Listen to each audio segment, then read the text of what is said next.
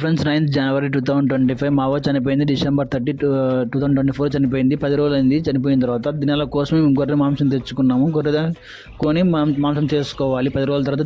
దినాల కోసమని అవ్వకు నైవేద్యంగా పెట్టేసి కాకులు ముట్టుకునే కోసమని మేము గొర్రె తెచ్చుకుని దినాల కోసం మాంసం కోసుకుంటున్నాం. చూడండి ఇప్పుడు కోసేసాడు తలను.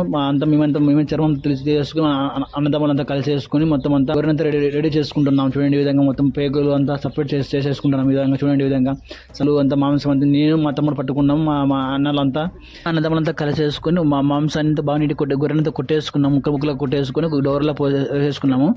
లేచేసి వంట చేసుకున్న తర్వాత మా మాంసాన్ని ఒక చోటకు మనం తీసుకెళ్ళి మా అన్నదమ్మంతా కలిసేసి తీసుకెళ్ళి కుటుంబీకులంతా తీసుకెళ్ళి పిండాలను పెట్టేసి ఒక చోట పెట్టేసి కడవ నీరు ఒక బౌల్లో పెట్టేసి మాంసాన్ని చేసుకున్న వంటని మనం చేసిన మాంసాన్ని ఒక బౌల్లో పెట్టేసి నీరు పెట్టేసి కాకలు ముట్టుకునే వరకు వెయిట్ చేసి ముట్టుకున్న తర్వాత మనం వెళ్ళి గడ్డలు తీసుకొని స్నానం చేయాలి గంగలో.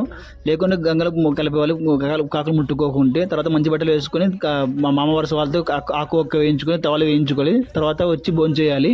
మొత్తం మాంసం రెడీ చేసుకొని చూడండి అంత మా తమ్ముడు అంతా నీట్గా కొట్టేసి తలగా పొట్టం కూడా మాంసాన్ని అంతా బౌల్లో తీసేసుకున్నాం. మా చిన్న మా పెద్దయ్య తమ్ముడు అంతా వంట చేయడానికి రెడీ చేస్తున్నాం. చూడండి గ్యాస్ అంతా రెడీ చేస్తున్నాం. అర్లీ మార్నింగ్ వంట చేసుకోవాలి. అర్లీ మార్నింగ్ లేసేసి వంట చేసుకుంటున్నాము. మీ ఇంట్లో చనిపోయినప్పుడు దినాలకి కార్యానికి ఎటువంటి వంట చేసుకుంటారు కామెంట్లో తెలియజేయండి మర్చిపోకుండా. స్వీటా లేకుండా హాటా కామెంట్